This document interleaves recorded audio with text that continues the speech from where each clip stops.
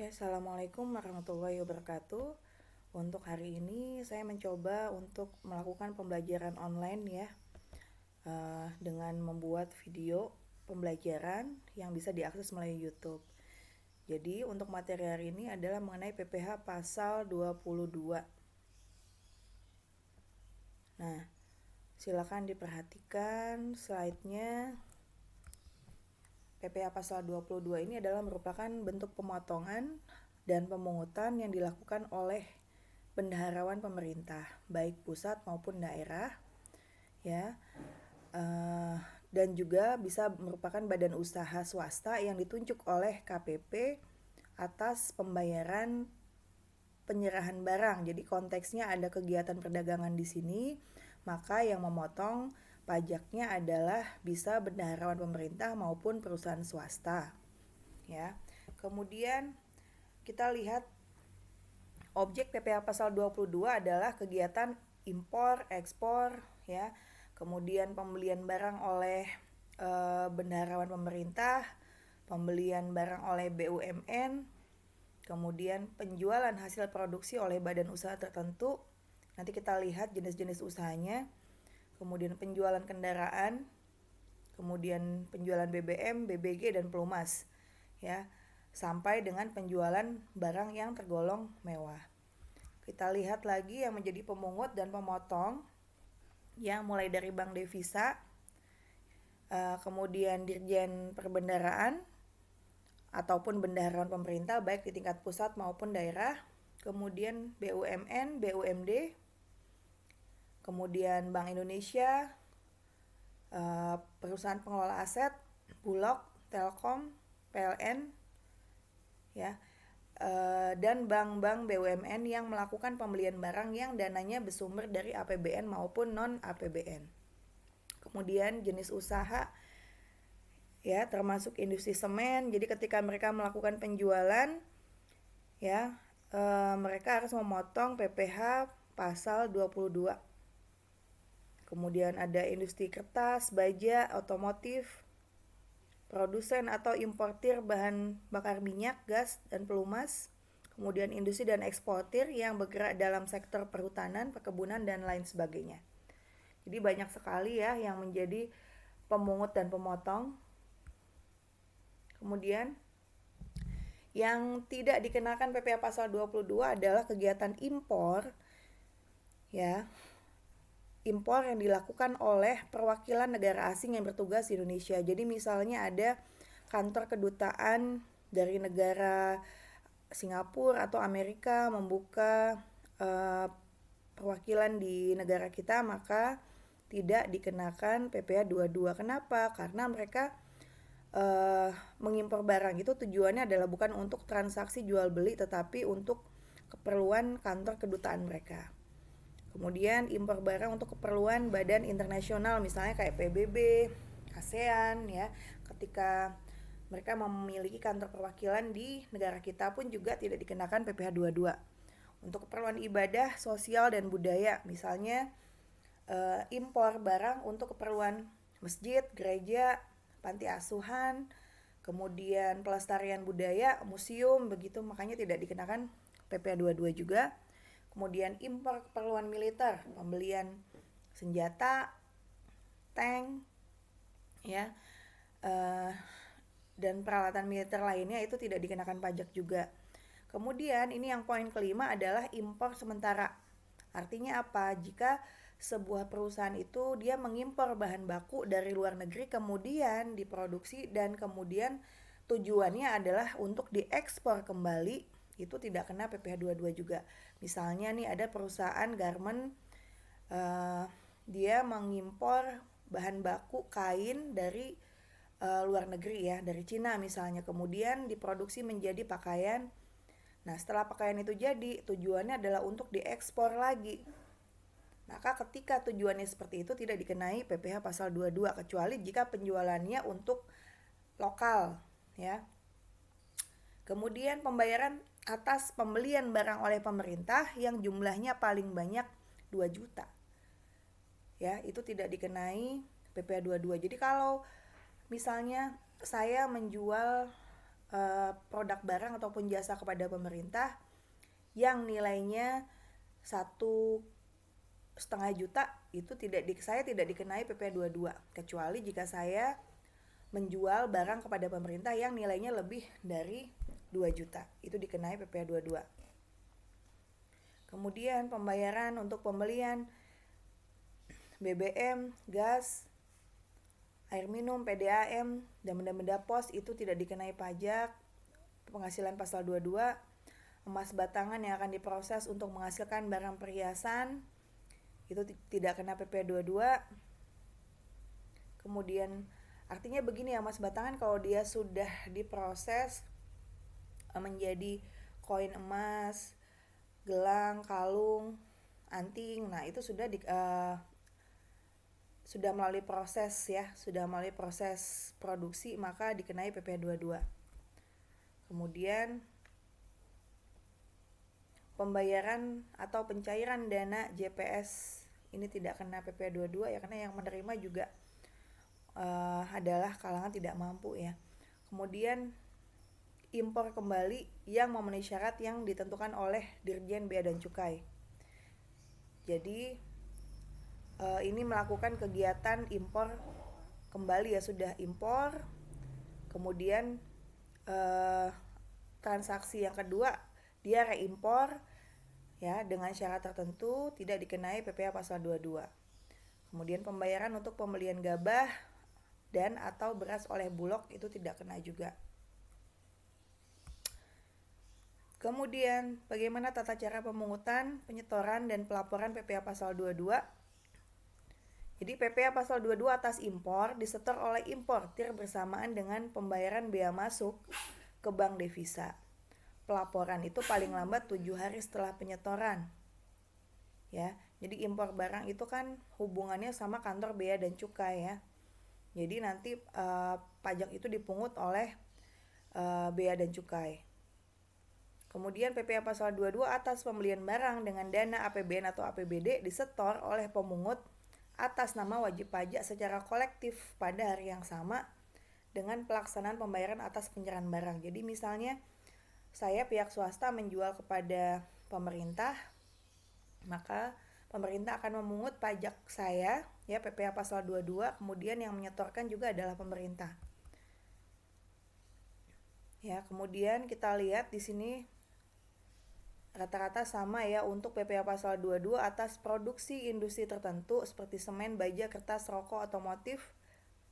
Kemudian BBM dan BBG itu sama, paling lambat dilaksanakan pada tanggal 10 setelah masa pajak berakhir. Jadi dilakukan misalnya transaksi bulan November, maka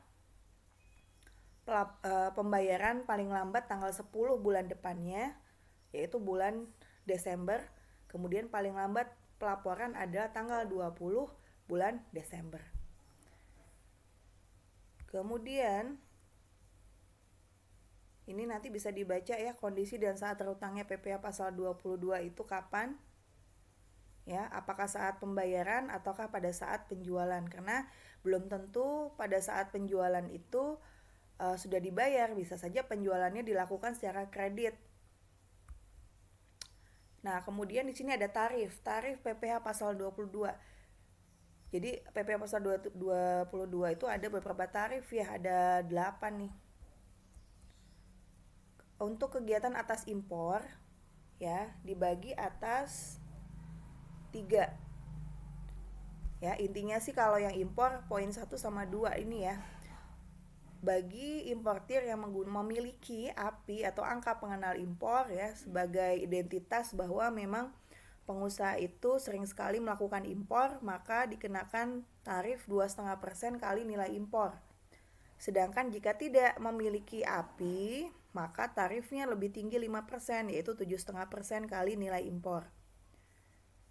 Kemudian jika ada transaksi lelang,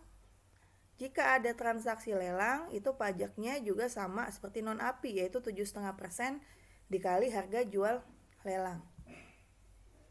Next, atas pembelian barang yang dilakukan oleh pemerintah yang menggunakan dana APBN maupun APBD, BUMN maupun BUMD, itu tarifnya 1,5% kali harga pembelian, tidak termasuk PPN, dan itu sifatnya juga tidak final.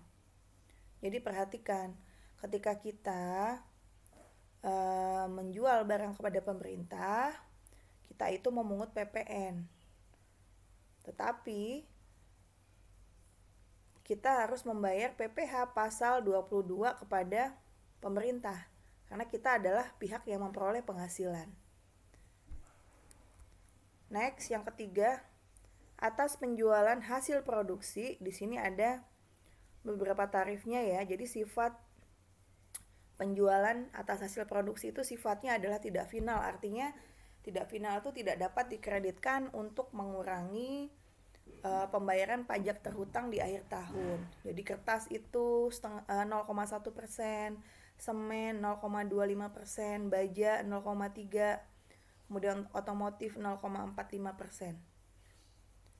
Kemudian kita lihat di sini ada tarif untuk penyerahan atau importir BBM, BBG ya, oli. Tarifnya adalah 0,3% bagi ini ya SPBU jika itu milik swasta, dan tarifnya akan lebih kecil 0,05% jika itu adalah SPBU milik Pertamina. Kenapa tarifnya lebih kecil Pertamina? Karena Pertamina adalah BUMN. Kemudian atas pembelian bahan-bahan untuk keperluan industri atau ekspor ya.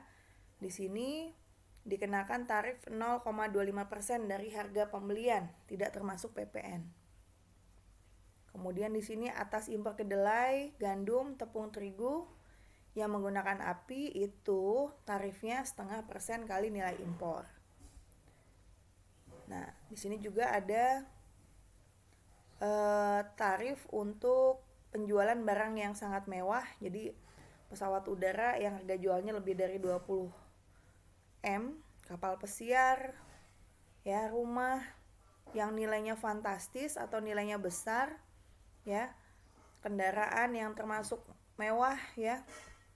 Ini pajaknya adalah 5% dari harga jual, itu tidak termasuk PPN dan PPNBM. Jadi yang namanya orang kaya itu pajak yang dibayarkan harus lebih tinggi. Dia harus ada unsur PPN-nya, kemudian PPNBM, dikenakan PPh pasal 22 juga gitu. Jadi semakin kaya maka pajaknya juga semakin besar. Kemudian untuk yang tidak memiliki NPWP dipotong 100% lebih tinggi dari tarif PPh pasal 22. Jadi tarifnya itu dua kali lipat pajak orang ataupun pengusaha yang punya NPWP. Makanya hal ini dilakukan untuk secara tidak langsung memaksa masyarakat untuk memiliki NPWP ya, atau menjadi wajib pajak. Ini ada beberapa contoh perhitungan kasus PPh pasal 22 ya. Yang pertama ini adalah kegiatan impor. Jadi kita perhatikan, dibaca soalnya. Seorang importir berapi ya, dia memiliki angka pengenal impor, mengimpor lampu kristal dari Amerika Serikat dengan FOB 10.000 US dollar. Kursnya ya diasumsikan 1 dolar adalah 10.000 rupiah. Tarif biaya masuk dan biaya masuk tambahan yang berlaku saat ini masing-masing adalah biaya masuk 20% dan biaya masuk tambahan adalah 10%. Kemudian PPNBM-nya 20% dan PPN-nya 10%. Biaya angkut sebesar 5% dengan asuransi sudah dibayarkan di luar negeri sebesar 0,5%. Jadi banyak sekali biaya dan pajak yang dibayarkan dalam kegiatan impor. Itu alasan kenapa kita ketika kita membeli produk impor dari luar negeri harganya mungkin murah, tetapi ketika sudah sampai di negara kita itu banyak sekali unsur biayanya, sehingga harganya ketika masuk negara kita itu mungkin menjadi 2 kali lipat sampai 3 kali lipat karena unsur biaya juga banyak. Jadi di sini kita diminta menghitung nilai impornya berapa, kemudian PPh pasal 22-nya itu berapa. Nah, caranya ya, yang A, Bagaimana cara menghitung nilai impor? Nilai impor itu kita harus cari dulu cost-nya berapa. Cost itu artinya harga barangnya. Tadi kan nilai FOB kali kurs ya, 10.000 US dollar dikali 10.000 rupiah. Dirupiahkan berarti nilainya adalah 100 juta. Freight itu biaya angkut. Biaya angkut 5% dikali cost. Jadi nilainya 5 juta. Kemudian insurance 0,5% kali cost plus freight. Sama dengan 0,5% dikali 105 juta, hasilnya 525.000. Sehingga kita bisa melihat, ya, bisa menghitung nilai impor itu rumusnya C plus I plus F. Ya, C plus I plus F ditambahkan, hasilnya adalah 105.525.000. Bea masuk di sini. Tadi kita lihat di soal bea masuk adalah 20% ya. 20% kali CIF sama dengan 21.105.000. Untuk bea masuk tambahan tadi infonya adalah ini ya, 10%. Sehingga nilainya adalah 10.552 sekian. Next. Sehingga di sini kita bisa melihat nilai impor itu rumusnya nilai CIF ya ditambahkan plus bea masuk tambahan. Totalnya adalah 137.182.500. Nah, PPh pasal 22 karena perusahaan ini memiliki angka pengenal impor, maka tarifnya hanya 2,5% dikali nilai impor. Totalnya adalah 3.429 sekian. Ini kita genapkan ya dalam bentuk ribuan. Next, kasus yang kedua. Ketika ada transaksi pembelian barang oleh pemerintah, maka penjual akan dipungut PPh pasal 22. Contoh di sini. Bendahara membeli 4 printer dengan harga beli 22 juta. Harga itu sudah termasuk PPN. Jadi, ketika ada pertanyaan berapa besarnya pungutan pajak atas pembelian printer tersebut. Nah, kita lihat 22 juta itu kan adalah harga pembelian atau cost plus PPN 10%. Jadi harga pembelian plus PPN itu nilainya adalah 22 juta, itu sama dengan adalah 110%.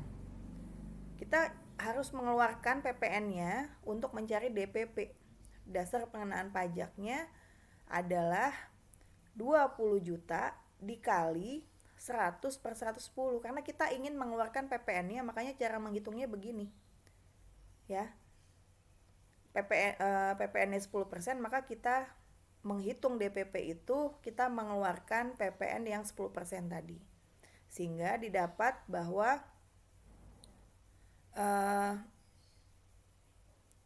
di sini PPh pasal 22-nya adalah 1,5% dikali 20 juta.